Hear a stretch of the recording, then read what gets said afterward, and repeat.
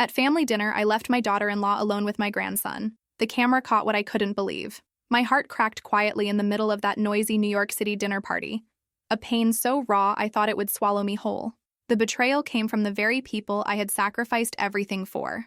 Today, I'm going to tell you something I never thought I would share. And if for even a second this feels familiar, I only ask that you like this video and subscribe. It will help me keep opening my heart. My name is Eleanor, and at 72 years old, I thought I had learned all the lessons life had to teach me. I was wrong. Some lessons arrive not as gentle whispers, but as sharp, piercing truths that shatter everything you believed about love, family, and your own worth. For years, my days blurred into a dizzying routine in my small Queens apartment. I woke before dawn every morning, the city's early hum mixing with the bitter scent of burnt coffee that had become as familiar as breathing. The walls were adorned with faded photos. My grandson Michael's first smile when he was born, my late husband Robert's proud gaze from our wedding day 45 years ago, Christmas mornings filled with laughter that felt like a lifetime away. These memories reminded me of better times, but they also made the present emptiness feel like a gaping wound that refused to heal. The apartment itself told the story of my life. Robert and I had moved there in 1975, young and hopeful, scraping together every dollar to make the down payment. The hardwood floors still creaked in the same spots. The radiator still clanged through winter nights, and the view from my kitchen window still showed the same brick building across the courtyard. But now, instead of being filled with the chaos of raising my son David, it echoed with a silence that felt heavier than lead. Every morning, I would sit at my small kitchen table, the one Robert had built with his own hands, and plan my day around everyone else's needs. David would call, his voice always carrying that undertone of stress that had become permanent since he married Catherine 5 years ago. "Mom, can you watch Michael this weekend? Catherine has book club and I have to work." Or, "Mom, Catherine's car broke down again. Could you maybe help us out with the repair bill?" I never said no. Not once. I couldn't bear the thought of adding to their burdens, especially knowing how hard things had been since David lost his job at the accounting firm 2 years ago. So I would drain my savings account, skip my own doctor's appointments, cancel lunch plans with the few friends I had left, all to make sure my family was taken care of. That particular evening in November, I had invited everyone for dinner. I spent the entire day preparing David's favorite meal, the same pot roast I had made for him every birthday since he was 5 years old. I cleaned the apartment until it sparkled, set the table with the good china that I only used for special occasions, and bought flowers for the centerpiece, even though my Social Security check was already stretched thin for the month. Catherine arrived first with Michael, my 7-year-old grandson, who was the absolute light of my life. His blonde curls reminded me so much of David at that age, and his bright blue eyes held the same mixture of mischief and innocence that had made me fall in love with being a mother all those years ago. David was running late from work, which had become his usual excuse for missing the first hour of any family gathering. I had recently installed a small security camera in the living room corner, not because I was paranoid, but because my neighbor Lucy had insisted after there had been some break-ins in the building. The camera was tiny, barely noticeable, and I had honestly forgotten it was even there most of the time. As dinner was finishing up, my phone rang in the bedroom. It was my doctor's office calling about some test results, and I needed to take the call privately. I excused myself, telling Catherine I would be right back, and asked her to keep an eye on Michael for just a few minutes. When I returned 10 minutes later, everything seemed normal. Catherine was scrolling through her phone while Michael colored quietly at the coffee table. But something felt off. Michael seemed withdrawn, quieter than usual. His shoulders were hunched, and he wouldn't meet my eyes when I asked him about his drawing. "Everything okay in here?" I asked, trying to keep my voice light. Catherine barely looked up from her phone. "Fine." He was being a little difficult, but nothing I couldn't handle.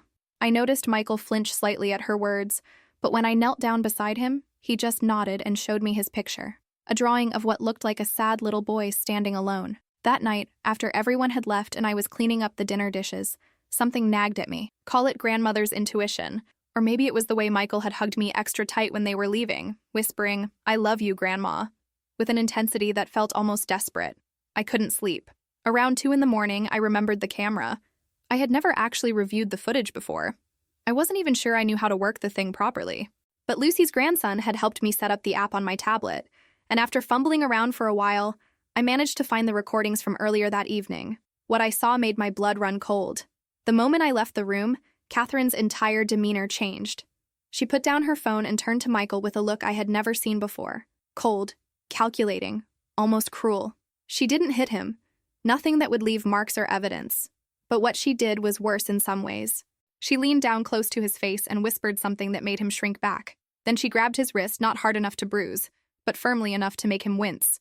I watched in horror as she moved his coloring book away from him and told him to sit perfectly still and not make a sound until I came back. When he accidentally dropped a crayon, she picked it up and held it inches from his face, saying something else I couldn't hear, but that made his eyes fill with tears he was clearly trying hard not to shed. But the worst part, the part that made me feel physically sick, was the way she smiled when she heard me walking back down the hall. In the space of seconds, she transformed back into the polite, if somewhat distant, daughter-in-law I thought I knew. She picked up her phone, settled back into her chair, and by the time I entered the room, no one would have guessed what had just transpired. I watched that footage 3 times, each viewing making me angrier and more heartbroken than the last. This woman, who I had welcomed into my family with open arms, who I had supported financially and emotionally, who I had defended when people whispered about how quickly she and David had gotten married, was emotionally abusing my grandson. And she was doing it in my own home, counting on my trust and absence to hide her cruelty. But this wasn't the first red flag I had ignored. Looking back now, I can see there had been signs for months, maybe even years. I had just been so desperate to keep the peace, so terrified of losing my family, that I had convinced myself I was imagining things. Let me tell you about the history of sacrifices that led me to this moment, because understanding how I got here might help you recognize if you're walking the same painful path I was. When David first brought Catherine home 5 years ago, I was thrilled. My son was 38 and had never been married. I had honestly worried he might never find someone to share his life with. Catherine was beautiful, well-educated, and seemed to make him happy. What more could a mother want? The first sign of trouble came just 2 months after their wedding. David called me, his voice shaky with stress. "Mom, I hate to ask this, but could you maybe help us out? Catherine's student loans are higher than we thought, and with the rent on the new apartment, $5,000. That's what they needed to get back on their feet." It was half of my retirement savings at the time, money Robert and I had scraped together over decades of careful budgeting. But David was my only child, my pride and joy, and I couldn't bear to see him struggle. "Of course, sweetheart," I told him, already mentally calculating how many meals I would need to skip to make my own budget work. Family helps family. That became the theme of our relationship. Every few months there was another crisis, another emergency that required my financial intervention. Catherine's car broke down, $2,000 for repairs. David lost his job and couldn't find another one right away. I covered their rent for 4 months. Catherine wanted to go back to school to get her master's degree, which would help their long-term financial stability, another $8,000. But it wasn't just the money. Though watching my life savings disappear was painful enough, it was the time, the emotional labor, the constant availability they expected from me. When Catherine got pregnant with Michael, I was overjoyed. Finally, I would be a grandmother. I had dreams of spoiling that baby, of passing down family recipes and stories, of having someone to carry on the legacy Robert and I had built together. But even pregnancy became another opportunity for me to prove my worth to this family. Catherine had terrible morning sickness, so I would take the subway from Queens to their apartment in Brooklyn every morning to help with housework. I'd clean, do laundry, grocery shop, and cook meals she could keep down. When David was at work, I became Catherine's unpaid caregiver. "You're so lucky to have something to keep you busy," she would say when I arrived each morning, exhausted from the hour-long commute on public transportation. I know how hard it must be being alone in that apartment all day. The implication was clear. I should be grateful for the opportunity to serve them. My loneliness, my grief over Robert's death 3 years earlier, my own needs and desires, none of that mattered. I existed to make their lives easier. After Michael was born, things only got worse. Catherine decided she wanted to be a stay-at-home mom, which meant David's income alone had to support their lifestyle. Guess who was expected to fill in the financial gaps? But caring for Michael was different. From the moment I held that tiny baby in my arms, I felt a love so fierce it took my breath away. Here was innocence personified, a little soul who needed protection and nurturing and unconditional love. I would have done anything for that child, and Catherine knew it. She weaponized my love for Michael in ways that were so subtle, so manipulative. I didn't even realize what was happening at first. "Michael loves spending time with you so much," she would say when dropping him off for yet another weekend of babysitting. "He's always asking for Grandma. You're so good with him. Much better than I am, honestly." It felt like a compliment, but it was actually a trap. Because if I was so good with Michael, if he was so happy with me, then surely I wouldn't mind watching him while she went to book club, or yoga class, or on weekend trips with her girlfriends. David worked such long hours trying to keep up with their expenses that he was barely home. So Michael became my responsibility by default. Don't misunderstand me. I treasured every moment with that little boy. Reading him stories, teaching him to bake cookies, taking him to Central Park to feed the ducks. These were some of the happiest times I'd had since Robert died. But I was also 70 years old, dealing with my own health issues, living on a fixed income, and slowly watching my own life disappear as I became nothing more than an unpaid babysitter and ATM machine for my son's family. The comments started subtly, little digs about my parenting, my appearance, my apartment, my life choices. Catherine had a gift for delivering insults wrapped in fake concern. Eleanor, you really should do something about your hair. I mean, I know you're older, but there's no reason to give up on yourself completely. This apartment is so quaint. Don't you feel cramped in here? I would go crazy living in such a small space. You shouldn't let Michael eat so many sweets when he's here. I know you want to spoil him, but it's really not good for him. Some grandparents just can't help themselves, I guess. Each comment was delivered with a smile, in front of David, who would either miss the insult entirely or pretend not to hear it. And I, desperate to keep the peace, would laugh along and agree. Yes, maybe I should take better care of myself. Yes, the apartment was pretty small. Yes, I probably did spoil Michael too much. I was being gaslit, though I didn't know the term back then. Catherine was slowly, systematically undermining my confidence, my sense of self-worth, my belief in my own perceptions. And it was working. The breaking point came during one lunch at a diner in Midtown Manhattan. We had met to discuss Michael's upcoming birthday party, his 7th. I had suggested having it at my apartment since I had more space than their place, and I offered to pay for decorations and cake. Catherine set down her coffee cup with a sharp clink against the saucer. You should be thankful we include you in these decisions at all, Eleanor. Some families aren't as generous with grandparents who interfere as much as you do. The words hit me like a physical blow. Interfere? I was the one paying for half their expenses, watching their child more than they did, sacrificing my own needs and wants to support their lifestyle. And I was interfering? I'm sorry, I whispered, though I wasn't sure what I was apologizing for. I didn't mean to overstep. She reached across the table and patted my hand in a gesture that probably looked caring to outside observers, but felt condescending and cold. I know you mean well. It's just that David and I are Michael's parents. We need to be the ones making the important decisions about his life. I nodded and agreed, as I always did. But something had shifted inside me. Some small seed of doubt that hadn't been there before. Her words echoed in my head during the subway ride home. Thankful, interfere, generous. As if my love for my family was an imposition they were graciously tolerating. That night, I sat in Robert's old recliner and looked around the apartment that suddenly felt like a mausoleum. The photos on the walls that had once brought me comfort now seemed to mock me. There was Robert on our wedding day, so proud and happy, believing we were building a life together that would matter. There was David graduating from college, the degree I had worked 2 jobs to help pay for. There was Michael's first Christmas, when I had spent $300 I couldn't afford on toys he was too young to appreciate. What had it all been for? What did I have to show for a lifetime of loving and giving and sacrificing? An empty apartment, a dwindling bank account, and a family who saw me as an obligation rather than a blessing. But the worst was yet to come. Michael's 7th birthday came and went without a single phone call from his parents. I knew they were busy. Catherine had mentioned something about a weekend trip they were taking. But surely they could have spared 5 minutes to call their son on his birthday? I ended up taking Michael to Chuck E. Cheese by myself, watching him play games and eat pizza while other children celebrated with both parents and siblings. When he asked me why Mommy and Daddy couldn't come, I made excuses.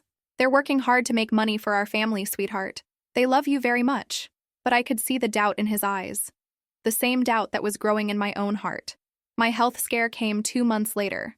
I had been dealing with a persistent cough for weeks. But every time I mentioned it to David, he would brush it off. You're just getting older, Mom. Maybe you should rest more. Catherine was even less sympathetic. You need to stop being such a hypochondriac, Eleanor. David's under enough stress without you adding to it. So I ignored the cough, even as it got worse.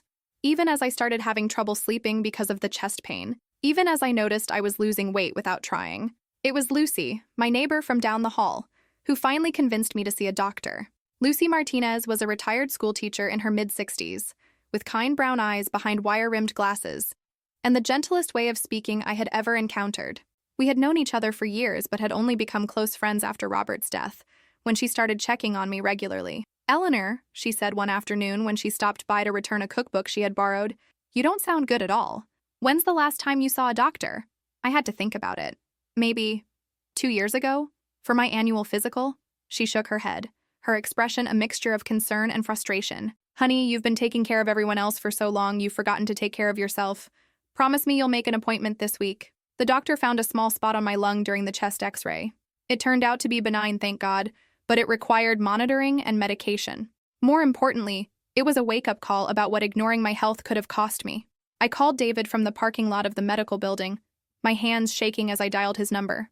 Mom, I'm really busy right now, he said before I could even explain why I was calling. Can this wait until tonight? I just came from the doctor, I managed to say. They found something on my lung. There was a pause, and for a moment I thought he might actually express concern, maybe even offer to meet me at the hospital. Is it serious? He asked, and I could hear typing in the background. He was working while I told him I might have cancer. They don't know yet. I need more tests. Okay, well, keep us posted. Listen, I really do have to go. They're breathing down my neck about this project. That was it. No. Are you scared? No. Do you want me to come with you to the next appointment? No. I love you, Mom, and I'm here for you. Just keep us posted, and I really do have to go. I sat in my car in that parking lot and cried for the first time since Robert's funeral. Not because I was afraid of being sick, though I was, but because I finally understood how alone I truly was. My family saw me as a convenience, not a person. They wanted my money, my free babysitting, my unconditional support. But when I needed something from them, even just a few minutes of emotional support during a health crisis, I was an inconvenience to be managed. The texts I found on my tablet a few weeks later were the final nail in the coffin of my illusions about this family. I had lent Catherine my tablet so she could look up a recipe during one of our cooking sessions with Michael. She must have forgotten to log out of her messaging app, because when I opened the device later that evening, her conversation thread with her sister was right there on the screen. I want to be clear, I wasn't snooping. I was trying to close out the app when I saw my name in the preview of one of the messages. And once I saw that, I couldn't stop myself from reading. Eleanor is driving me crazy, Catherine had written to her sister. She's so needy and clingy, always wanting to be involved in everything. And the way she spoils Michael is just gross. Like, we get it, you're lonely, but that doesn't mean you get to undermine our parenting. Her sister had responded with laughing emojis. Old people are the worst. At least she has money to throw around, right? Thank God for that, Catherine replied. I don't know how we'd survive without the bank of Eleanor, but I swear sometimes I want to tell her to just back off and leave us alone. David won't do it because he doesn't want to lose the financial support, but I'm getting tired of pretending to like her. The words blurred as tears filled my eyes. Bank of Eleanor. Pretending to like me. Getting tired of pretending. I scrolled up and found months of similar messages. Catherine complaining about having to include me in family events. Catherine mocking the gifts I bought Michael, calling them cheap junk from an old lady who doesn't understand what kids want nowadays. Catherine laughing about how I always offered to pay for things because I was desperate for attention. But the worst message was from just the week before. I'm going to start limiting how much time Michael spends with Eleanor. She's getting too attached, and it's making her think she has more say in our family than she actually does. David agrees. We need to establish better boundaries. I read that thread 3 times, each pass making me feel smaller and more humiliated. Then I set the tablet down and walked to my kitchen, where I was making tea with hands that shook so badly I could barely hold the kettle. The cup slipped from my fingers as I was carrying it to my table, shattering on the linoleum floor and sending hot tea and ceramic shards across the kitchen. I stared at the mess for a long time before I started cleaning it up, thinking about how perfectly it represented my life, something I had been trying to create to bring myself comfort, now broken into pieces I wasn't sure I could put back together. That night, I barely slept.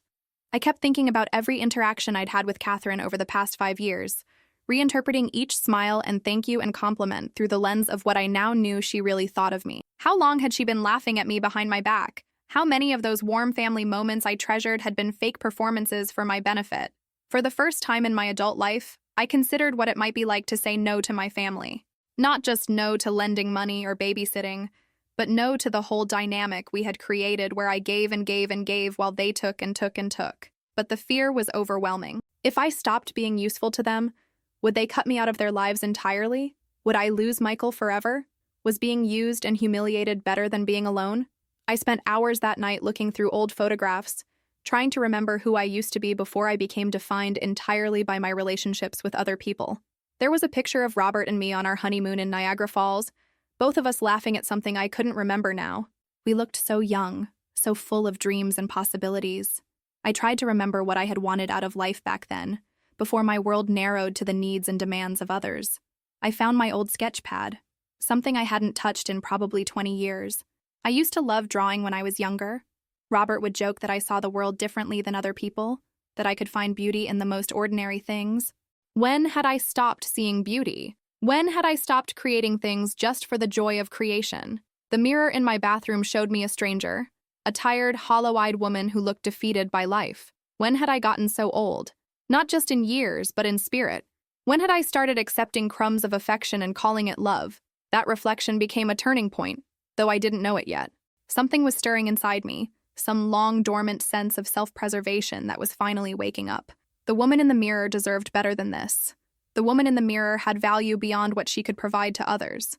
But change, even necessary change, is terrifying when you're 72 years old and feel like you've lost yourself completely. The confrontation with my family was inevitable, but I tried to delay it for weeks, hoping maybe I could find a way to address my concerns without rocking the boat too much. I rehearsed conversations in my head, trying to find words that would express my hurt without making them angry, ways to ask for basic respect without seeming demanding. But David and Catherine made the decision for me. It was a Tuesday evening in February when David called with their latest crisis.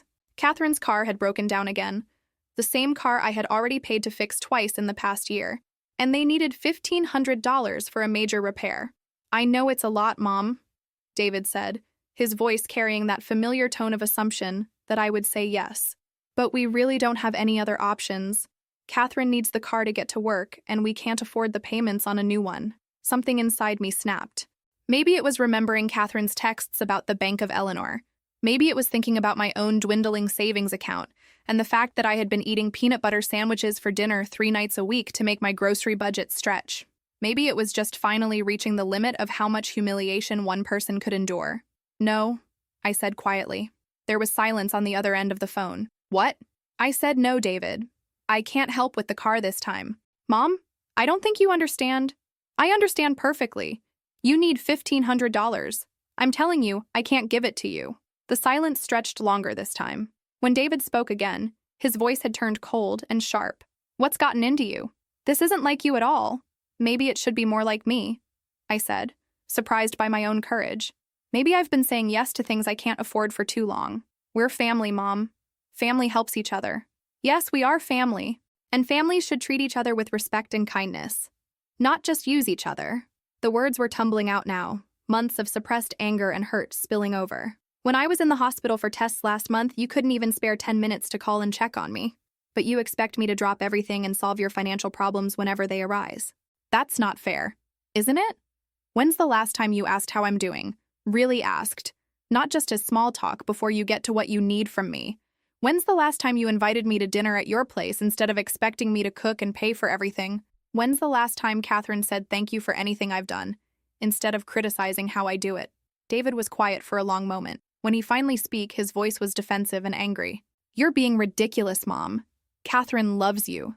We all love you. But if you're going to start being selfish and demanding—" "Selfish?" The word came out as almost a shout. "I've given you everything I have, David. My money, my time, my energy, my health. I've missed doctor's appointments to babysit so Catherine could go to book club. I've gone without groceries so I could pay your rent. I've never said no to anything you've asked of me, no matter how much it cost me. And you're calling me selfish for finally setting one small boundary?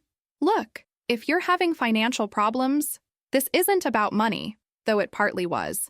This is about being treated like a human being instead of an ATM machine. This is about being respected instead of just used." The conversation ended badly, with David hanging up after telling me I was acting crazy and that he didn't know what had gotten into me. I sat with the phone in my hands for a long time afterward, shaking from adrenaline and fear and something that might have been relief. I had done it. I had said no, and the world hadn't ended. That night I slept better than I had in months. No anxiety about money, no guilt about not doing enough for my family, no mental list of tasks and obligations running through my head, just peaceful, uninterrupted sleep. The next morning, I did something I hadn't done in years. I made myself a proper breakfast.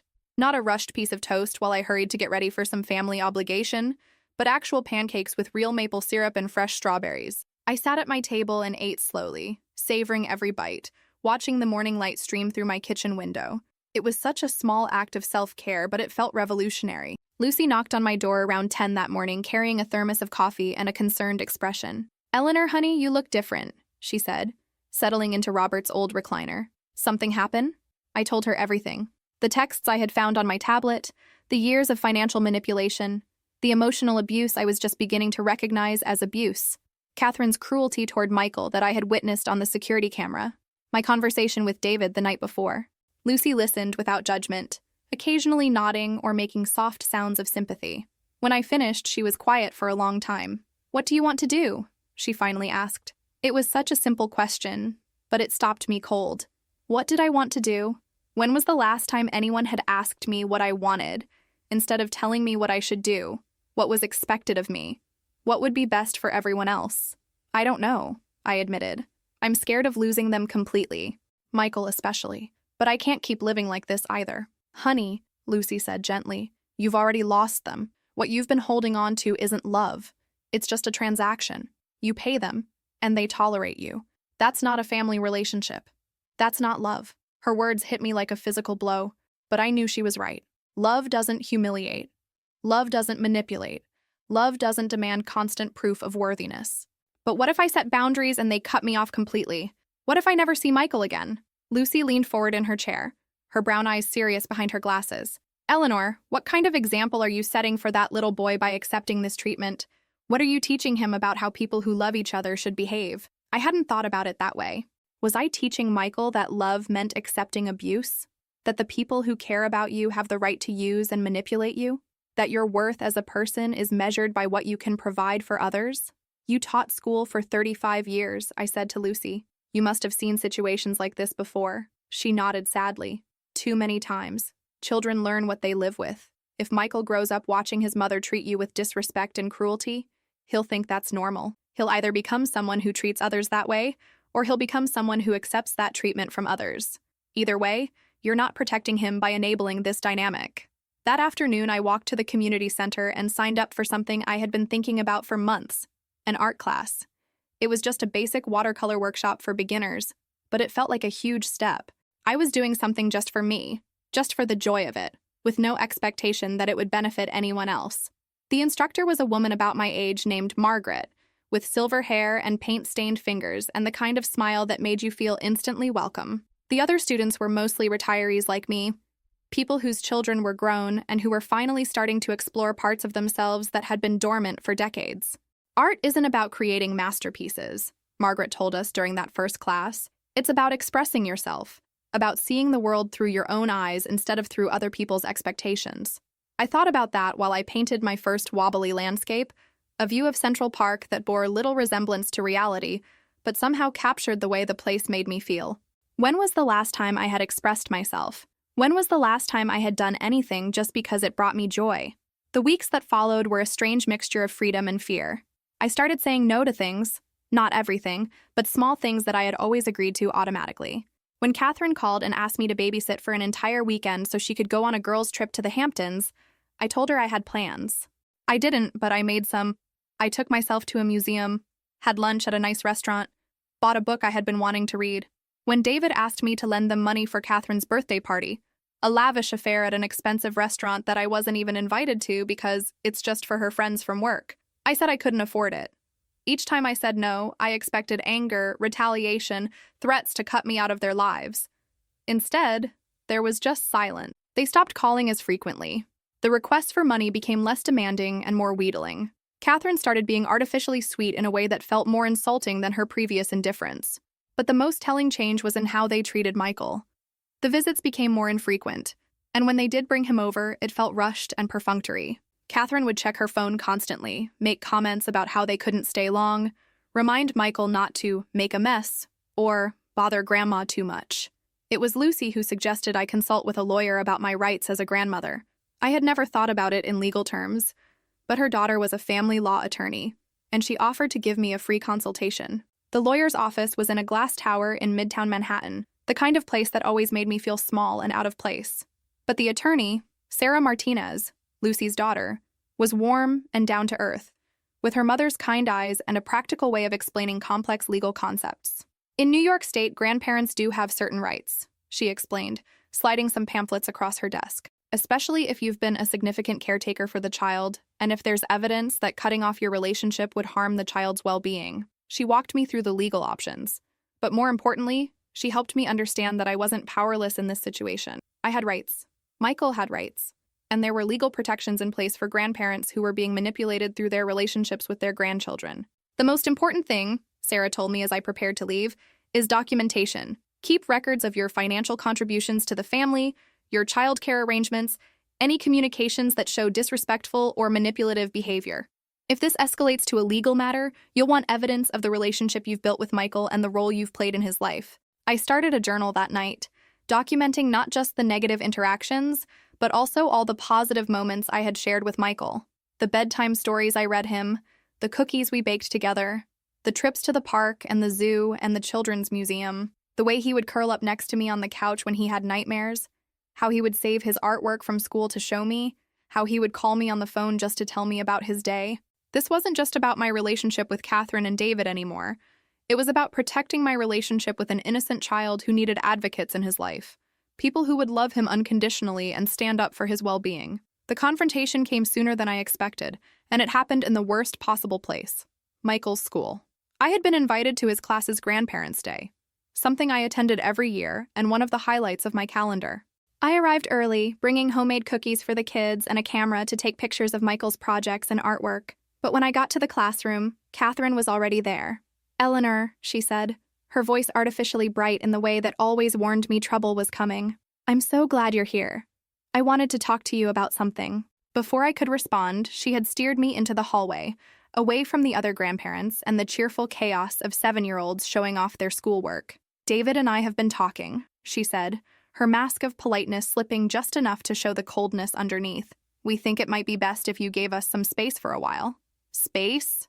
I repeated, not understanding. "We appreciate everything you've done for our family, truly. But Michael is getting older now, and we want to make sure he's not getting confused about who his primary caregivers are. Sometimes when children spend too much time with grandparents, it can interfere with the parent-child relationship." I stared at her, trying to process what she was saying. "You want me to stay away from Michael?" "Not permanently," she said quickly, though her eyes suggested otherwise. "Just until we can establish better boundaries. Maybe once a month or so, for a few hours. Something more manageable."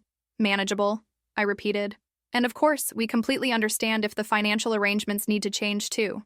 We know supporting us has been a burden, even though you've never complained." There it was. The real message. Stop saying no to our demands, or lose your grandson. Start paying us again, or we'll cut you out of Michael's life entirely. Through the classroom window, I could see Michael at his desk, carefully arranging his art projects for display. He kept looking toward the door, clearly waiting for me to come back. For 3 years, I had never missed one of his school events.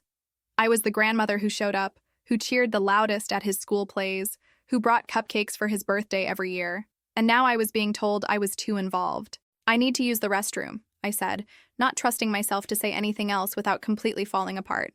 "Of course," Catherine said, her fake smile firmly back in place. "Take all the time you need." I locked myself in the school bathroom and cried for exactly 5 minutes. Then I washed my face, straightened my shoulders, and made a decision. I walked back to Michael's classroom with a calmness I hadn't felt in years. Catherine was standing near the teacher's desk, chatting with other parents, playing the role of the devoted mother. "Grandma," Michael called out when he saw me, his face lighting up with pure joy. "Come see what I made for you." He had created a family tree out of construction paper, with pictures he had drawn of all the important people in his life. At the top were his parents, but right below them, given equal prominence, was a drawing of me with gray hair and a big smile. Under my picture, he had written, "Grandma Eleanor. She makes the best cookies and gives the best hugs." I knelt down beside his desk and hugged him tight, breathing in the smell of his strawberry shampoo and the faint scent of crayons that always seemed to cling to his clothes. "I love it, sweetheart," I told him. "It's the most beautiful family tree I've ever seen." "Are you going to take me to the park after school?" he asked, bouncing slightly in his chair with excitement. Catherine appeared beside us before I could answer. "Actually, honey, Grandma can't take you to the park today. She has to go home now." Michael's face fell. "But it's Grandparents' Day. All the other grandmas and grandpas are staying for the whole thing." "I know, baby, but Grandma Eleanor is very tired. She needs to rest." I looked up at Catherine, this woman who was using my grandson as a weapon against me, and something crystallized inside me. This wasn't just about me anymore. This was about a little boy who was being manipulated by his own mother, who was being taught that love was conditional and that the people who care about you will abandon you without explanation. Actually, I said, standing up and looking directly at Catherine, I'm not tired at all. And I wouldn't miss Michael's grandparents' day for anything in the world. Catherine's eyes flashed with anger, but she couldn't make a scene in front of Michael's teacher and classmates. Eleanor, we discussed this. No, I said firmly. You told me what you wanted. I didn't agree to it. I spent the rest of the morning in Michael's classroom, admiring his artwork, meeting his friends, talking with his teacher about what a bright and sweet boy he was. Catherine hovered nearby, shooting me looks that could have melted steel, but I ignored her completely. When the event was over, I walked Michael out to the pickup area where David was waiting in their car. Grandma, Michael said, tugging on my coat sleeve, are you really not going to take me to the park anymore? I knelt down so we were eye to eye. Michael, I want you to remember something, okay? No matter what anyone tells you, I will always love you. You are the most important person in the world to me, and that will never change. Sometimes grown-ups have disagreements about things, but that doesn't change how much I love you. Are you and Mommy having a disagreement? Maybe a little one, I said, smoothing his hair back from his forehead. But it has nothing to do with you, and it doesn't change how I feel about you. Do you understand? He nodded solemnly, then threw his arms around my neck. I love you too, Grandma. More than ice cream. It was our running joke. I loved him more than chocolate. He loved me more than ice cream, and together we loved each other more than anything imaginable. David rolled down his car window as we approached. Mom, Catherine told me about your conversation. I think she's right that we all need some space to figure things out. What I need, I said, my voice steady and clear, is for my family to treat me with basic respect and kindness. What I need is to be valued for more than just what I can provide financially. What I need is for my grandson to know that his grandmother loves him unconditionally, not just when it's convenient for his parents. You're being dramatic. Am I? When's the last time you called me just to see how I'm doing? When's the last time you thanked me for all the money I've given you over the years? When's the last time Catherine said something kind to me instead of criticizing everything I do? David was quiet for a moment, his hands gripping the steering wheel. Look, if you're having money problems, this isn't about money, I said, louder than I intended. Michael looked worried, so I lowered my voice. This is about being treated like a human being instead of an ATM machine. We appreciate everything you've done for us, David said, but his tone suggested he was just reciting words he thought he was supposed to say. Appreciation without respect isn't worth much, I told him, and I won't be manipulated with threats to take Michael away from me. I have rights as his grandmother, and more importantly, he has the right to know that he has someone in his life who loves him unconditionally. I kissed Michael goodbye and watched their car pull away, his little face pressed to the rear window, waving until they turned the corner. That evening, I called Sarah Martinez and asked her to start documenting my case. If David and Catherine wanted to play hardball with my relationship with Michael, I would be prepared. But I also did something else that night. I called the community center and signed up for their senior advocacy group. It was time to stop just fighting for myself and start fighting for all the older adults who were being manipulated and abused by their own families. The next few weeks were tense and painful. David and Catherine stopped returning my phone calls. My requests to see Michael were ignored. When I showed up at his school for his class play, an event I had attended every year since he started kindergarten, I was told that my name had been removed from his emergency contact list, and I was no longer authorized to pick him up or attend school events. It felt like a death, this sudden severance from the child who had been at the center of my world for 7 years. I would catch myself buying his favorite cereal at the grocery store, forgetting for a moment that he wouldn't be coming for his regular weekend visits.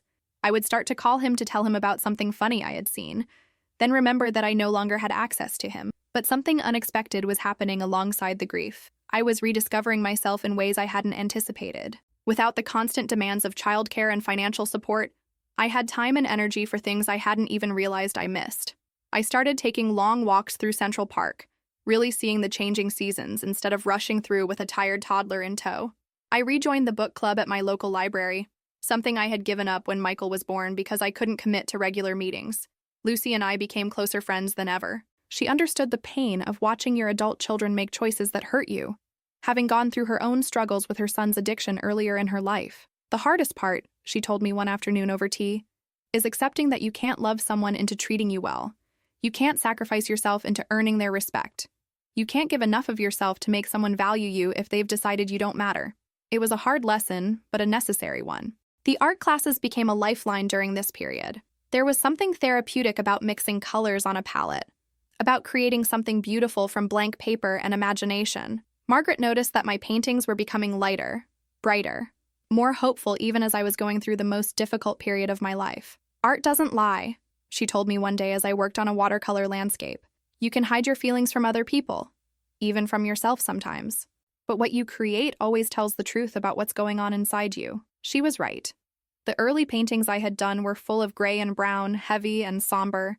But as I started setting boundaries with my family, as I started valuing myself more, the colors became brighter, the compositions more confident. 3 months after the confrontation at Michael's school, I got a call from Sarah Martinez.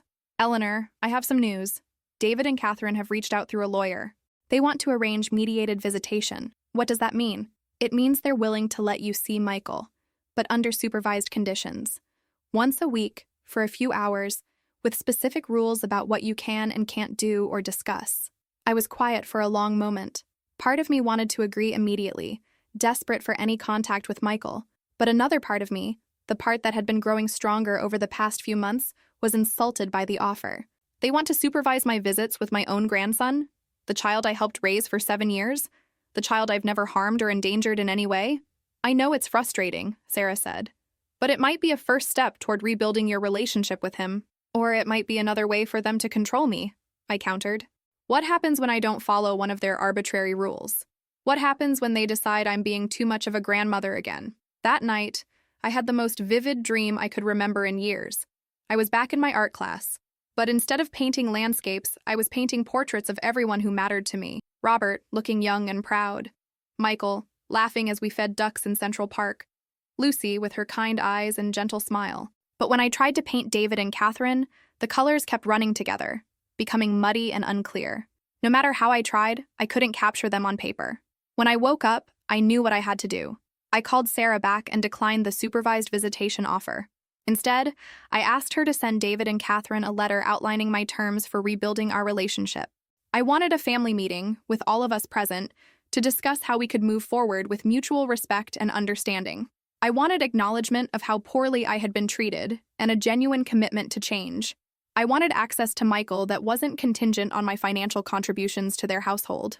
And if they weren't willing to meet those terms, I was prepared to live with the consequences. The family meeting took place on a cold Saturday morning in March in Sarah's office. David and Catherine arrived with their own lawyer, a stern-faced man who seemed to view the entire situation as a business negotiation rather than a family dispute. Let me be clear about what Mrs. Chen is asking for, Sarah began, addressing David and Catherine directly. She wants to be treated with the same respect and consideration that any family member deserves. She wants access to her grandson that isn't dependent on her financial contributions to your household. And she wants acknowledgement that the way she's been treated over the past few years has been unacceptable. Catherine's lawyer shuffled through some papers. My clients appreciate Mrs. Chen's contributions to their family over the years. They're willing to arrange regular visitation with Michael, under reasonable guidelines that ensure everyone's comfort. Guidelines such as? Sarah asked. Visits would be limited to 4 hours per month, supervised by at least one parent. No overnight stays, no trips outside the immediate neighborhood, no giving of gifts worth more than $50, and no discussions of family matters that might confuse the child. I listened to these terms with a growing sense of unreality. 4 hours per month with my grandson, whom I had helped raise from birth. Supervised visits as if I were some kind of danger to him. No gifts, no trips, no honest conversations about our family. Counter-offer, I said, speaking for the first time since we had sat down. I want weekly visits, unsupervised, including occasional overnights. I want to be able to take Michael places, to the park, to museums, to age-appropriate activities that I choose. I want to be able to give him gifts for birthdays and holidays without having to get prior approval. And I want to be included in major decisions about his life, school events, medical appointments, family celebrations. Catherine laughed, actually laughed at my proposal. That's ridiculous.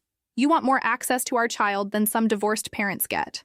I've been more involved in raising that child than many divorced parents, I replied calmly. For 7 years, I've been one of his primary caretakers.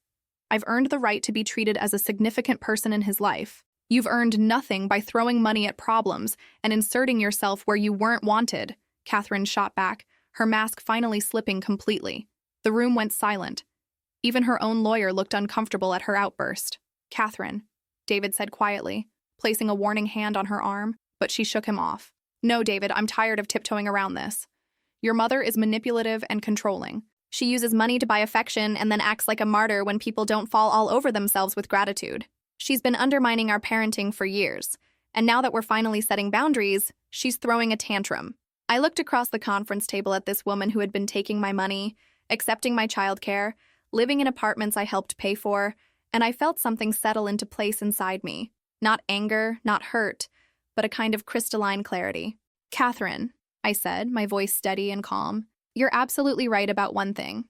I have been using money to buy affection. I've been so desperate to be loved and needed that I convinced myself generosity was the same thing as love.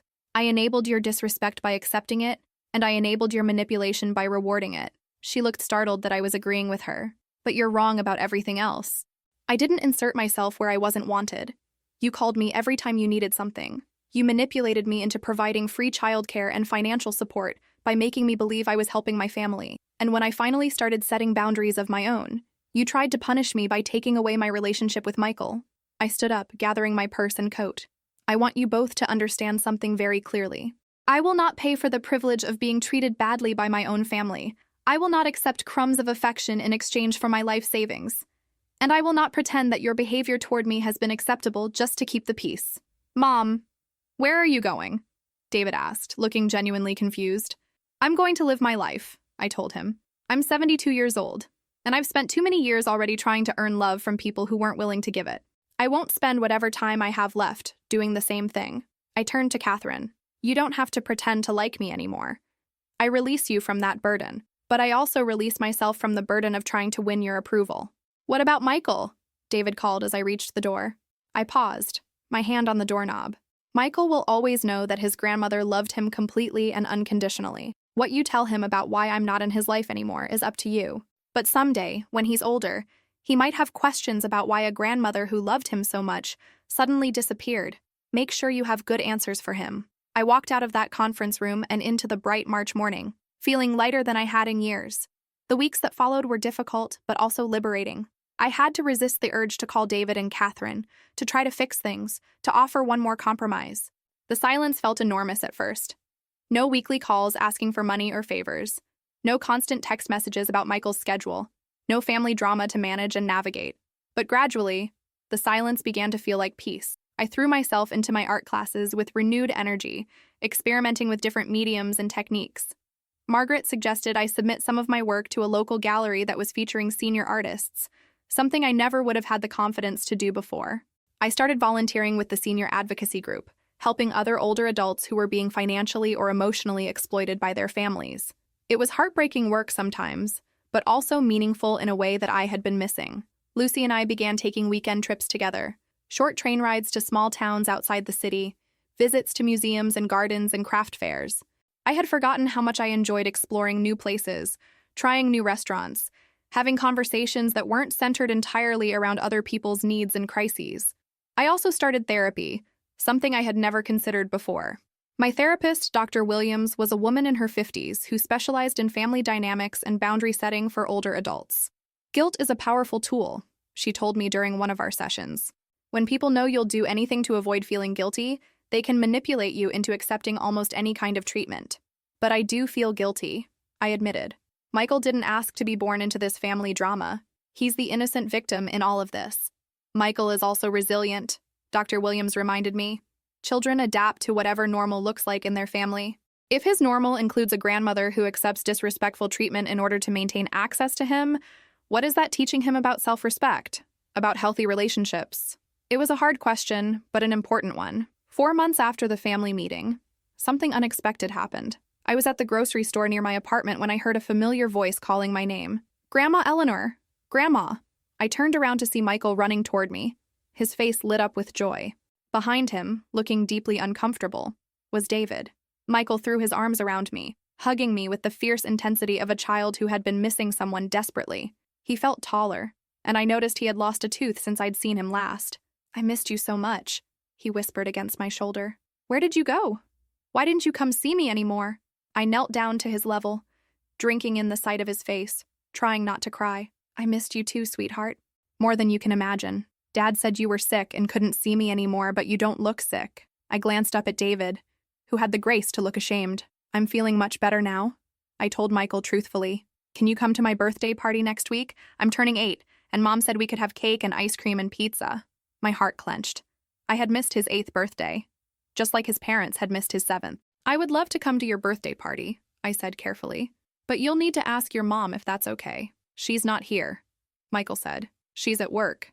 But Dad can ask her, right, Dad? David cleared his throat. Michael, why don't you go pick out a candy bar while I talk to Grandma for a minute? Michael ran off toward the candy aisle, and David and I were left standing awkwardly by the produce section. You look good, Mom, David said finally. Different somehow. I feel different, I admitted. Michael asks about you constantly. He wants to know when you're coming back, why you don't call him anymore, whether you're mad at him. The guilt hit me like a physical blow. What do you tell him? David shrugged uncomfortably. What can I tell him? That his grandmother and his mother can't get along? That his family is falling apart because of money and respect and a bunch of other things he's too young to understand? You could tell him the truth, I said quietly. That sometimes grown-ups disagree about things, but that it doesn't change how much his grandmother loves him. Catherine thinks you're trying to turn him against us. Catherine thinks a lot of things about me that aren't true, I replied. But I've never said a negative word about either of you to Michael. And I never would. We stood in silence for a moment, watching Michael compare different candy bars with the serious concentration of an 8-year-old making an important decision. I know we haven't handled this well, David said finally. Any of it. Catherine, she felt threatened by how close you and Michael are. She felt like she couldn't compete with all the things you could give him, all the attention you gave him. I never wanted her to feel threatened, I said. I wanted to help. I wanted to be part of the family. I know, but helping turned into, I don't know. It became this thing where we felt like we owed you something all the time, like we couldn't make our own decisions about our lives because we were always worried about disappointing you or losing your support. It was the most honest thing David had said to me in years, and it hurt because there was some truth in it. You're right, I said.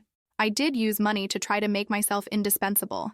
I was so afraid of being irrelevant, of being left behind, that I convinced myself generosity was the same thing as love. David looked surprised that I was agreeing with him. But David, I continued, there's a difference between feeling obligated to someone who helps you and treating them with basic respect and kindness. Even if you felt uncomfortable about the money, even if you resented feeling indebted to me, there was no excuse for some of the ways Catherine spoke to me. And there was no excuse for using Michael as a weapon against me. Michael came running back with a chocolate bar, chattering excitedly about his upcoming birthday party, his new teacher, a field trip his class was taking to the Natural History Museum. Grandma, did you know that dinosaurs might have had feathers? My teacher showed us pictures and everything. I spent 20 minutes in that grocery store, listening to my grandson tell me about everything I had missed in his life over the past 4 months. It was wonderful and heartbreaking at the same time. When it was time for them to leave, Michael hugged me again, extracting a promise that I would try to come to his birthday party. I'll talk to Mom, David said as they walked away. Maybe we can figure something out. That night, I called Dr. Williams at home, something I had never done before, and told her about the encounter. How do you feel? She asked. Confused, happy to see Michael, but also angry that I've missed so much of his life. Hopeful that maybe we can work things out, but also scared of getting back into the same patterns. What would you need to feel comfortable resuming a relationship with them? It was a good question, and I spent the rest of the evening thinking about it. What would I need? What were my non-negotiables? I wrote out a list. 1. An acknowledgement from Catherine that she had treated me poorly, and a commitment to change. 2. Regular, unsupervised visits with Michael. Not as a favor they were granting me, but as a recognition of the important role I played in his life. 3. An end to the financial requests. I wouldn't offer money, and they couldn't ask for it. 4. Basic respect and courtesy in all our interactions. 5. Inclusion in major family events and decisions involving Michael. The next day, David called me. Catherine agreed to let you come to Michael's party, he said without preamble. Under what conditions? Just try to keep things light. Don't bring up all the stuff that's happened. Michael's been looking forward to this party for weeks, and we don't want to ruin it for him. I was quiet for a moment. David, I need you to understand something. I'm not the same person I was 6 months ago. I'm not going to walk back into the same dynamic we had before, where I accept disrespectful treatment in order to keep the peace. What do you want from us, Mom? I want to be treated like a valued member of this family, not like an inconvenience you have to tolerate. I want Catherine to speak to me with basic civility, not like I'm some burden she's generously putting up with. And I want my relationship with Michael to be based on love, not on conditions and restrictions you impose when you're unhappy with me. That seems reasonable, David said, though I could hear the doubt in his voice. Michael's birthday party was held at a Chuck E. Cheese in Brooklyn. Ironic, since that was where I had taken him alone for his 7th birthday when his parents were too busy to celebrate with him. I arrived with a carefully chosen gift, a sketch pad and set of colored pencils, something that would encourage his creativity without being expensive enough to trigger Catherine's complaints about my excessive gift-giving. Catherine was polite but distant, thanking me for coming in the tone of voice someone might use with a neighbor they didn't particularly like but had to be civil to. Michael was thrilled to see me, insisting I sit next to him while he played arcade games and dragging me over to meet his friends. "This is my grandma Eleanor," he announced proudly to a group of 2nd graders. "She's the best grandma in the whole world." I caught Catherine watching us with an expression I couldn't quite read. Not anger, but something like sadness or resignation. The party was fine, but it felt stilted and artificial. Everyone was on their best behavior, which meant no one was being entirely themselves. I found myself editing everything I said, second-guessing whether a comment about Michael's growth spurt or his new haircut would be interpreted as criticism of his parents. When it was time for me to leave, Michael clung to me again. "When can I see you again?" he asked. "Can you come to my house? Can I sleep over at your apartment like I used to?" I looked at David and Catherine, not wanting to make promises I couldn't keep. "We'll figure something out," David said vaguely. But weeks went by with no follow-up. Occasional text messages from David, promises to call that didn't materialize, vague mentions of getting together soon that never turned into actual plans. I realized that I was slipping back into the old pattern, waiting for them to decide when and how they would include me in their lives, accepting whatever scraps of attention they were willing to offer, being grateful for the bare minimum of contact. It was Lucy who pointed out what was happening. "You're doing it again," she said one evening as we painted together in my living room. "You're letting them control the terms of your relationship with Michael. What choice do I have? If I push too hard, they'll cut me off completely." "Honey, they've already cut you off. One birthday party in 6 months isn't a relationship. It's a bone they threw you to keep you quiet." She was right, and I knew it. That night, I did something that would have terrified me a year earlier. I made a decision about my own life without asking anyone else's permission. I booked a plane ticket to visit my college roommate Maria in San Francisco. Maria and I had stayed in touch sporadically over the years, exchanging Christmas cards and the occasional email, but I hadn't seen her in person since Robert's funeral 3 years earlier. When I called to tell her I was coming, she was thrilled. "Eleanor, what a wonderful surprise. How long can you stay?" 2 weeks, I said, suddenly feeling giddy with the spontaneity of it. I thought it was time I saw more of the country again. 2 weeks? Oh, we're going to have so much fun. I'll show you the Golden Gate Bridge. We'll go wine tasting in Napa. We'll walk through Chinatown and eat dim sum until we burst.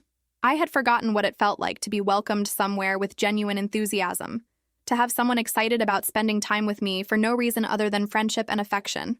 Before I left for California, I sent David a text message letting him know I would be out of town for 2 weeks, and giving him Maria's phone number in case of emergency. I didn't ask permission. I didn't apologize for making plans without consulting them. I simply informed them of my travel dates. David called me that evening, sounding confused and slightly irritated. "Mom, you can't just leave town without discussing it with us first. What if something happens with Michael? What if we need you?" The old me would have apologized immediately and probably changed my plans. The new me took a deep breath and said, "David, I'm a grown woman. I don't need anyone's permission to take a vacation. And if you need me for something, you can call Maria's number. But what if it's urgent? What kind of urgent? Medical emergency? Call 911. Financial emergency? Call a bank? Childcare emergency? Figure it out like other parents do." The silence on the other end of the phone was telling. "I don't understand why you're being so difficult," David said finally. "I'm not being difficult. I'm being independent. There's a difference." San Francisco was a revelation. Maria met me at the airport with a huge smile and a bouquet of flowers, and for the first time in years, I felt genuinely welcomed somewhere. Her apartment overlooked the bay, with windows that caught the morning light and filled the space with warmth. She had kept up with her painting over the years, something I had abandoned when David was young, and her walls were covered with beautiful watercolors of the California landscape. "I can't believe you gave up art," she said as we sat on her balcony drinking wine and watching the sunset paint the sky in shades of orange and pink. "You were so talented in college. Remember that portrait you did of Professor Martinez? He kept it hanging in his office for years. I had forgotten about that portrait. Forgotten that I had once been skilled enough at art to impress a professor. Forgotten that I had once defined myself as someone who created beautiful things instead of someone who existed solely to serve others. Maria had never married, never had children. For years I had pitied her for that, assuming she must be lonely and unfulfilled. But spending 2 weeks with her showed me a different way of living, a life built around friendships and interests and experiences, rather than around the needs and demands of family members. She volunteered at a local animal shelter, taught art classes at a community center, traveled frequently with groups of other single women, had season tickets to the symphony, and maintained close friendships with people she had met through various activities and interests. "Don't you ever feel like you're missing something?" I asked her one afternoon as we walked through Golden Gate Park. "Not having a family of your own?" She was quiet for a moment, watching a group of children feed ducks at a pond. "I think there are different ways to have a family," she said finally. "I have people in my life who love me, who I can count on, who enrich my days and make me feel connected to the world. They're not related to me by blood, but they're family in all the ways that matter." That night, I called Michael from Maria's apartment. I had been calling him every few days since I left New York, maintaining the connection even if his parents weren't facilitating regular visits. "Grandma, when are you coming home?" he asked, his voice small and sad through the phone. "In a few more days, sweetheart. I miss you too. Mom said you went away because you were mad at us." My heart clenched. "Michael, I'm not mad at you. Not even a little bit. I came to visit my friend Maria because I wanted to see San Francisco and spend time with her. Sometimes grown-ups take trips for fun, just like you do when you go to summer camp or visit your cousins. But you've never gone away before." He was right. In his 8 years of life, I had never taken a vacation, never been unavailable when his family needed something, never prioritized my own desires over their demands. "Well, maybe it's time I started exploring the world a little bit," I told him. "There are so many beautiful places to see and interesting people to meet. When I get back, I'll show you pictures of the Golden Gate Bridge and tell you all about the sea lions at Fisherman's Wharf." That conversation with Michael crystallized something for me. I had been so focused on being needed by my family that I had forgotten to live my own life. I had made myself so available, so essential to their daily functioning, that I had lost sight of my own wants and dreams and possibilities. I extended my trip by another week. When I finally returned to New York, I felt like a different person. The city looked different too, brighter somehow, full of possibilities I had forgotten existed. Lucy met me at the airport, and I could see the change in her face when she saw me. "You look renewed," she said, as we rode the taxi back to Queens. "Like you remembered who you were." "I think I did," I admitted. "I think I remembered who I was before I became defined entirely by my relationships with other people." David called that evening to welcome me home, but I could hear the confusion in his voice. "Mom, Catherine, and I need to talk to you about some things. Can we come over this weekend?" "I actually have plans this weekend," I said. "Maria is flying in for a few days to see New York. We're going to museums and Broadway shows. But maybe we can talk early next week?" Another long silence. "Maria's coming here?" "Yes, I invited her to visit. She's never been to New York, can you believe it? We're going to have such fun playing tourist in our own city." "But what about Michael? He's been asking about seeing you." "Of course I want to see Michael," I said. "Why don't you bring him by Tuesday evening? We can order pizza and I'll show him pictures from my trip." "Well, we were hoping to talk privately first." "David, I'm 72 years old. If you have something to say to me, you can say it in front of Maria. She's been my friend for over 50 years. When Maria arrived on Friday, she brought an energy and joy to my apartment that I realized had been missing for years. We stayed up late talking and laughing, exploring neighborhoods I hadn't visited in decades, trying restaurants I had never been to because I had always been too busy or too tired from dealing with family drama. "You have a beautiful life here," Maria told me as we walked through Central Park on Sunday afternoon. "This city, your art classes, your friend Lucy, your volunteer work. Why did you think you needed approval from people who don't appreciate you to feel fulfilled?" It was a good question, one I was still working to answer in therapy. Tuesday evening, David and Catherine arrived with Michael, who ran into my arms with his usual enthusiasm. "Grandma, I missed you so much. Did you really see sea lions? Do you have pictures?" I spent an hour showing him photos from my trip, telling him stories about cable cars and sourdough bread and the painted ladies of Alamo Square. He listened with rapt attention, asking dozens of questions about everything from the prison island of Alcatraz to the height of the redwood trees. Catherine and David sat awkwardly on my couch, clearly waiting for me to finish with Michael so we could have whatever serious conversation they had come for. "Michael," Catherine said finally, "why don't you watch TV for a few minutes while the grown-ups talk?" He looked disappointed, but obediently settled in front of the television with the remote control. "Mom," David began. "We've been thinking about what happened between us, and we want to find a way to move forward." "I'm glad to hear that," I said cautiously. Catherine cleared her throat. "Eleanor, I owe you an apology. I haven't always been as kind to you as I should have been. It was something, though it fell far short of acknowledging the extent of her behavior over the years." "Thank you," I said simply. "We were hoping we could work out some kind of regular visitation schedule with Michael," David continued. "Maybe every other Saturday afternoon for a few hours." I looked at him incredulously. "Every other Saturday? For a few hours?" "We thought we'd start small and see how it goes," Catherine said. "I helped raise that child for 7 years," I said, keeping my voice low so Michael wouldn't hear. "I was one of his primary caretakers from the time he was born. I've earned more than a few hours every 2 weeks." "We understand that," David said. "But we also need to establish appropriate boundaries." "Appropriate for whom?" I interrupted.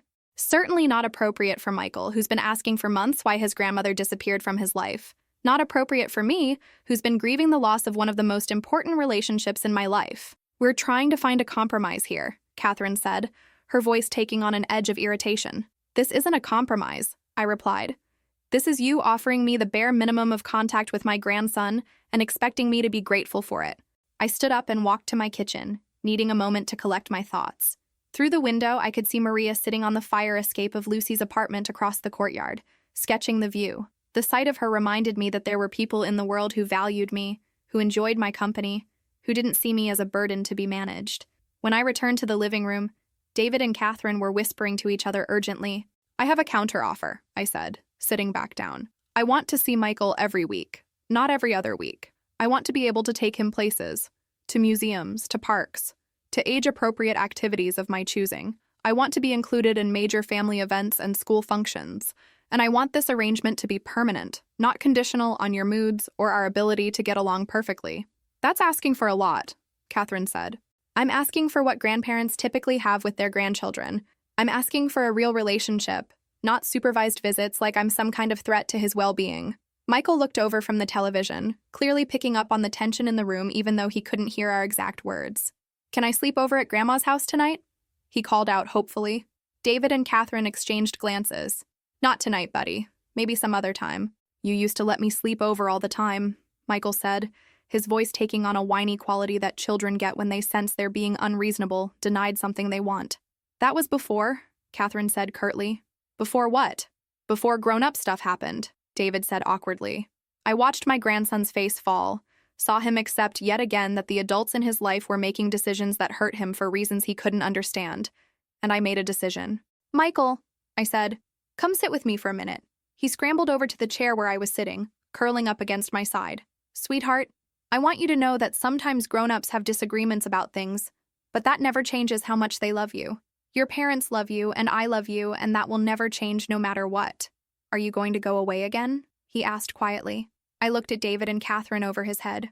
"I hope not, honey. I hope we can work out a way for me to see you regularly, like families are supposed to do." "What if you can't work it out?"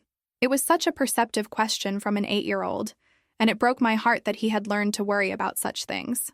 "Then you need to remember that your Grandma Eleanor loves you more than all the stars in the sky, and that will never change even if I can't see you as often as I'd like." Catherine stood up abruptly. "I think we should go, it's getting late." "But I just got here," Michael protested. "We can visit with Grandma another time," David said, though his tone suggested he wasn't entirely sure about that. As they were getting ready to leave, I pulled David aside. "I need you to think about what kind of relationship you want Michael to have with me," I said quietly. "Not what Catherine wants, not what's easiest for you, but what's best for him. That little boy adores me, and I adore him. We have a bond that's precious and important and irreplaceable. Don't let your marriage problems destroy that." After they left, I sat in my living room feeling drained and frustrated. Nothing had been resolved. If anything, the distance between us seemed greater than ever. Maria found me there an hour later, staring blankly at the television. "How did it go?" she asked, settling into Robert's old recliner. "About as well as I expected. They want to give me just enough access to Michael to keep me from making trouble, but not enough to actually maintain a real relationship with him. What are you going to do?" "I don't know yet. But I'm not going back to the way things were before, where I accepted whatever scraps of attention they were willing to give me and pretended it was enough." The answer came to me over the next few weeks, as I settled back into my routine in New York, but with a new sense of purpose and self-worth. I was volunteering at the senior center, helping other older adults who were dealing with family exploitation and manipulation, when I met Dorothy. She was 81 years old, and her adult children had been systematically draining her savings account while emotionally abusing her and threatening to cut off contact with her grandchildren if she didn't comply with their demands. "I know I should stand up to them," she told me over coffee one afternoon, "but I'm so afraid of losing my grandchildren. They're the only joy I have left in my life." As I listened to Dorothy's story, so similar to my own in many ways, I realized something important. By accepting poor treatment from David and Catherine, by allowing them to use Michael as a weapon against me, I wasn't just hurting myself. I was modeling for Michael that this kind of family dynamic was normal and acceptable. What kind of husband and father would he become if he grew up watching his mother manipulate and emotionally abuse his grandmother? What kind of relationships would he form if he learned that love was conditional and could be withdrawn as punishment for setting boundaries? That evening, I called Sarah Martinez and asked her to schedule one final meeting with David and Catherine. This time, I came prepared with documentation. Sarah had helped me gather evidence of my years of financial support to their family, bank records showing tens of thousands of dollars in loans and gifts that had never been repaid, records of my childcare contributions, hundreds of hours of babysitting that would have cost them thousands of dollars if they had hired someone else, documentation of my involvement in Michael's life, school events, medical appointments, family celebrations. "What we're documenting here," Sarah explained to David and Catherine, "is that Mrs. Chen has been essentially a co-parent to Michael for his entire life. She has legal standing to petition for grandparent visitation rights. And given the extensive evidence of her involvement in his care, a court would likely be very sympathetic to her case." Catherine's lawyer looked uncomfortable. "Are you threatening legal action?" "I'm offering one last opportunity to resolve this amicably," I said. "I don't want to drag this family through court proceedings. I don't want to put Michael in the middle of a legal battle. But I also won't accept being marginalized in his life after everything I've contributed to this family." I slid a document across the conference table. "These are my terms. Weekly visits with Michael, including occasional overnights. Inclusion in major family events and school functions. An end to using him as leverage in our disagreements. And an immediate cessation of any financial requests or expectations." David picked up the paper and read through it, his face growing more troubled with each point. "Mom, some of these things... Catherine and I need to be able to make decisions about our family without having to run everything past you." "I'm not asking to make decisions for you," I replied. "I'm asking to be treated like the important family member I've been for 8 years. I'm asking for the respect and access that my contributions to this family have earned." Catherine had been silent throughout the meeting, but now she spoke up. "What if we can't agree to these terms?" I looked at her steadily. "Then I'll file for legal visitation rights and we'll let a judge decide what's appropriate." "You would actually take us to court?" David asked, looking shocked. "David, I love you. You're my son, and that will never change. But I love Michael too, and I won't let him be used as a weapon against me. I won't let him grow up thinking that the people who love you have the right to treat you poorly." The room was silent for a long moment. "We need time to think about this," Catherine said finally. "Of course, but I need an answer within 2 weeks. I've been patient for months, but I won't wait indefinitely." A week later, David called me at home. "Mom, can you come over on Sunday? Catherine and I want to talk to you, and Michael wants to show you his science project." I arrived at their Brooklyn apartment with cautious hope. Michael met me at the door with enthusiasm that hadn't dimmed despite months of family tension. "Grandma, I made a volcano that erupts. Want to see?" We spent an hour in his bedroom, where he had constructed an elaborate papier-mâché volcano and carefully explained the chemical reaction that would create the lava. His excitement was infectious, and for a moment it felt like old times. But then Catherine called us to the living room for the serious conversation I knew was coming. "Eleanor," she began, her voice more formal than I had ever heard it, "David and I have been talking about what you said at the lawyer's office." I waited, trying not to show how nervous I was. We think maybe we haven't handled this whole situation very well."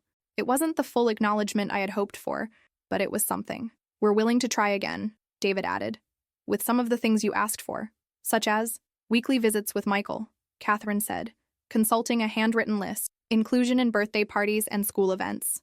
"No more supervised visits. And overnights? Maybe once a month to start with," David said. "We want to see how things go." "And the financial stuff? No more asking for money," Catherine said, though she looked like the words pained her. "We'll manage our own finances." I felt a complex mixture of emotions: relief, hope, but also wariness. "What changed your minds?" David and Catherine exchanged glances.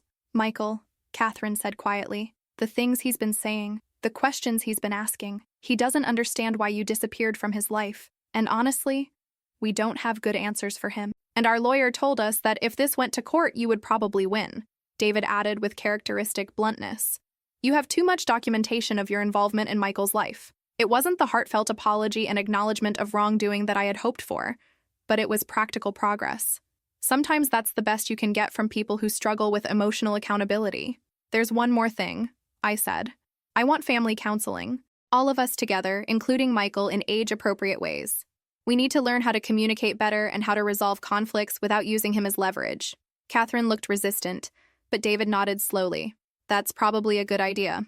Michael, who had been listening to this conversation with the solemn attention of a child who knows his world is being reorganized, climbed into my lap. Does this mean you're not going away again? He asked. I'm not going anywhere, sweetheart, I told him, holding him close. Grandma's staying right here in New York, and I'm going to see you every week. The months that followed weren't perfect. Family counseling was awkward and sometimes tense, with Catherine participating reluctantly, and David struggling to navigate between his loyalty to his wife and his recognition that I had legitimate grievances. But slowly, things improved. Michael and I resumed our regular Saturday afternoon adventures. Trips to museums, walks through Central Park, baking sessions in my kitchen that left flour on every surface and smiles on both our faces. I kept my promise about stopping the financial support, even when they faced legitimate crises. When their car broke down, they figured out how to get a loan from the bank. When Catherine decided to go back to school, they found financial aid and student loans instead of turning to the Bank of Eleanor. It was hard for all of us at first. They had to learn how to solve problems without my money as a backup plan, and I had to learn how to show love without giving money. But gradually, our relationships became more authentic and balanced. Catherine and I would never be close friends, but we learned to treat each other with basic respect and courtesy. She stopped making cutting comments about my appearance or my apartment, and I stopped offering unsolicited advice about Michael's upbringing. More importantly, Michael flourished with the stability of knowing his family relationships were solid. He stopped asking anxious questions about who was mad at whom, stopped walking on eggshells around family gatherings, started acting like a normal 8-year-old instead of a diplomat trying to manage adult conflicts. The biggest change, though, was in me. I continued my art classes and eventually had 3 paintings accepted into a group show at a local gallery. Nothing sold, but seeing my work hanging on professional walls was thrilling in a way I hadn't expected. I expanded my volunteer work with the senior advocacy group, eventually becoming a group leader for other older adults dealing with family exploitation. There was something powerful about sharing my story with others who had lived through similar experiences, about helping them recognize that they deserved respect and dignity, regardless of their age.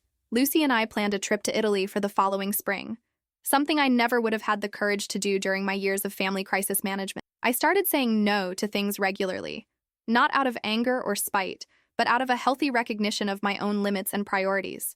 No, I couldn't babysit on 3 hours' notice because I had plans with friends. No, I couldn't lend money for non-emergencies. No, I wouldn't accept disrespectful treatment just to keep the peace. Most surprisingly, the world didn't end when I started setting boundaries. In fact, most people respected me more when I demonstrated that I valued myself. Dr. Williams and I worked together for almost a year, unpacking decades of people-pleasing and boundary violations. The most important thing I learned was that you can't love someone into treating you well, and you can't sacrifice yourself into earning respect. The people who truly love you, she told me during one of our last sessions, won't ask you to diminish yourself to make them comfortable.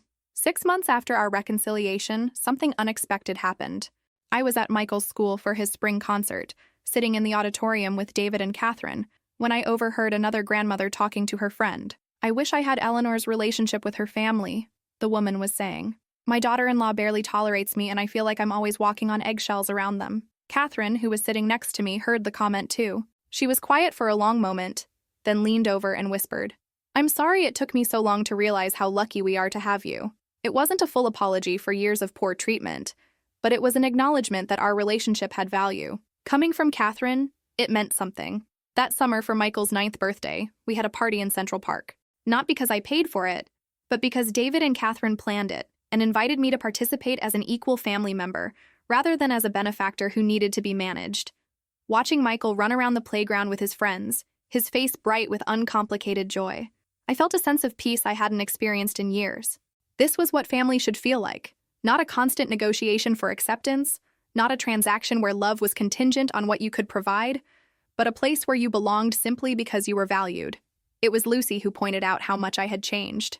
"You look younger," she told me one afternoon as we painted together in the community center art room. "Not just physically, though you do, but your whole energy is different. You move through the world like someone who knows her own worth." She was right. I did know my own worth now in a way I never had before. I was valuable not because of what I could provide to others, but because of who I was as a person. I was interesting, creative, generous, funny, intelligent, qualities that existed independent of my relationships with other people. The most profound change was in how I thought about love. For so many years, I had believed that love meant accepting whatever treatment people choose to give you, that setting boundaries was selfish, that putting yourself first was wrong. Now I understood that real love, the kind worth having, requires mutual respect. It means treating each other with kindness and consideration, not because you have to, but because you want to. It means being honest about your needs and limitations, rather than martyring yourself for the comfort of others. A year after our reconciliation, Maria came to visit for Michael's 10th birthday. She was amazed by the changes in our family dynamic. "This is incredible," she told me, as we watched Michael unwrap presents surrounded by parents, friends, and extended family members who were all genuinely happy to be there. "A year ago, you were describing a family that sounded like it was held together by guilt and financial manipulation. This looks like people who actually enjoy each other's company." "It took work," I admitted. "Family counseling, individual therapy, a lot of difficult conversations, and it required everyone to change, not just me. But it was worth it?" I looked around the room, at Michael giggling with his friends, at David actually relaxing and enjoying a family gathering instead of managing various crises, at Catherine bringing me a piece of birthday cake without being asked, at the dozens of photos on my refrigerator documenting a year of normal family moments. Absolutely worth it. That evening, after everyone had gone home and I was cleaning up the remnants of birthday cake and wrapping paper, I found myself thinking about Robert. What would he have thought of the journey I had been on? Would he have been proud of the way I had fought for my place in our son's family? Or would he have encouraged me to just keep the peace? I think he would have been proud. Robert had always valued honesty and authenticity over politeness and pretense. He would have wanted me to stand up for myself, to demand the respect I deserved, to model self-worth for our grandson. More importantly, I was proud of myself. For the first time in years, I was proud of the choices I had made, the boundaries I had set, the person I was becoming. As I prepared for bed that night, I caught sight of myself in the bathroom mirror. The woman looking back at me was still 73 years old, still had gray hair and lines around her eyes, still lived alone in a small Queens apartment. But she also had bright eyes that sparkled with humor and intelligence. She had friends who valued her company, creative pursuits that brought her joy, volunteer work that gave her a sense of purpose, and a family that treated her with respect and affection. Most importantly, she had learned to love herself enough to require that others treat her well. 6 months later, on a crisp autumn morning, I received a phone call that would test everything I had learned about boundaries and self-worth. "Eleanor, it's Catherine. I have something to tell you, and I'm not sure how you're going to react." I braced myself, thinking it was some new family crisis or conflict. "I'm pregnant," she said. "We're going to have another baby." For a moment, I was speechless. Michael was 10 years old. They had always said they were done having children. "Congratulations," I said, and I meant it. "How are you feeling? How is Michael taking the news?" "I'm terrified," Catherine admitted with more honesty than I had ever heard from her. "I'm 38 years old. We're finally getting our finances stable. Michael is becoming independent. I don't know if I'm ready to start over with a baby. What can I do to help?" The question was out of my mouth before I could stop it, and I immediately worried that I was falling back into old patterns. But Catherine's response surprised me. "Nothing right now. I wanted you to know. And I wanted to tell you that when the baby comes, I hope you'll want to be involved. Not like before, where we took advantage of your generosity, but as a grandmother who's valued and appreciated." It was the most genuine thing Catherine had ever said to me, and it made me realize how much our relationship had actually changed over the past year. "Of course I want to be involved," I told her, "but let's talk about what that looks like in a way that works for everyone." And that's exactly what we did. Over the following months, as Catherine's pregnancy progressed, we had ongoing conversations about expectations and boundaries. I would help with childcare when asked, but I wouldn't automatically become an unpaid nanny. I would offer emotional support during the challenging newborn phase, but I wouldn't take over their parenting responsibilities. I might occasionally buy gifts for the baby, but I wouldn't feel obligated to provide ongoing financial support. Most importantly, we talked about what this new baby would mean for Michael, who had been an only child for 10 years and was understandably nervous about sharing his parents' attention. "I hope this baby knows how lucky they are to have Michael as a big brother and you as a grandmother," Catherine said during one of our conversations. "This baby is going to grow up with so much love and support." Baby Sarah was born on a snowy February morning, and she was perfect. 10 tiny fingers, 10 tiny toes, and the same bright blue eyes that Michael had inherited from David's side of the family. I held her for the first time in the hospital, this tiny person who represented a new beginning for all of us, and I felt the same fierce love I had experienced when Michael was born. But this time, it was different. This time, I was loving her without conditions, without expectations, without the desperate need to prove my worth through sacrifice and service. Michael was smitten with his baby sister from the moment he met her. "Grandma," he told me as we sat together in the hospital room, "I'm going to teach her everything I know. How to color inside the lines, how to tie shoes, how to make the best paper airplanes.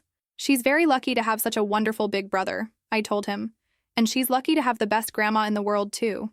As I write this, Sarah is now 6 months old, and our family has settled into new rhythms that feel sustainable and healthy. I see Michael every Saturday, as always, and now I also help with Sarah when Catherine needs a break or has appointments.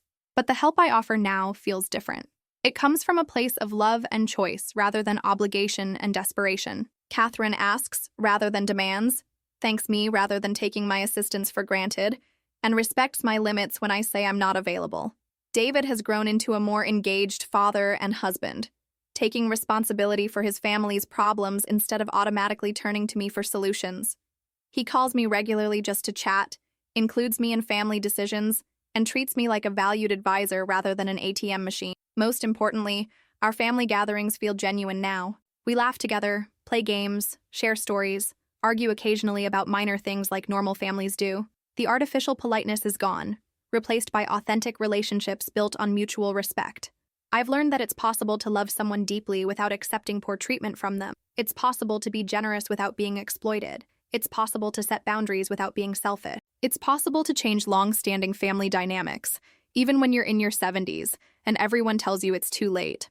The art classes continue, and I've started teaching a workshop for other seniors who want to explore their creativity. My paintings have become brighter and more confident, reflecting the changes in my inner landscape. Lucy and I did make it to Italy last spring. A magical 2 weeks of museums and good food and laughter. We're already planning our next adventure, a trip to Greece that we would never have had the courage to take during our years of family crisis management. Margaret, my art teacher, told me something recently that has stayed with me. "Eleanor, you've become the person you were meant to be all along. You just had to learn to see your own worth the way the rest of us always have."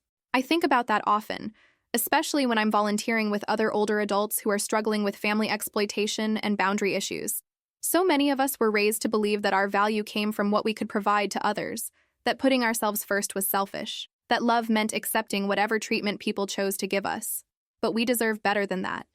We deserve respect, kindness, appreciation, and authentic love. We deserve to have our contributions acknowledged rather than taken for granted. We deserve to be wanted for who we are, not just for what we can provide. The most important lesson I've learned is this: you can't love someone into treating you well, but you can love yourself enough to require that they do. If any part of my story has felt familiar to you, if you found yourself accepting poor treatment from family members because you're afraid of losing them, if you've been used as an ATM machine or unpaid servant while being criticized for everything you do, if you've been made to feel like your needs and feelings don't matter as long as everyone else is comfortable, I want you to know that change is possible. It's scary to set boundaries with people you love. It's terrifying to risk losing relationships that feel precious even when they're harmful. It's difficult to stand up for yourself when you've spent years accepting whatever scraps of attention people were willing to give you. But you are worthy of respect, kindness, and genuine love. You are valuable for who you are as a person, not just for what you can provide to others. You have the right to be treated well by the people who claim to love you. Have you ever found yourself in a situation where family members took advantage of your generosity and love? Have you ever felt like you were valued more for your checkbook than your heart? Tell me in the comments. Share your story. Let's support each other in recognizing our own worth and requiring that others treat us with the dignity we deserve. And if this story touched your heart, if it helped you see your own situation more clearly, please like this video and subscribe. Together, we can keep opening hearts and changing lives, one story at a time. Remember, you deserve love that doesn't require you to diminish yourself to receive it. You deserve relationships built on mutual respect rather than financial transactions. You deserve to be valued for the wonderful, unique person you are. Don't settle for less. You're worth so much more than that.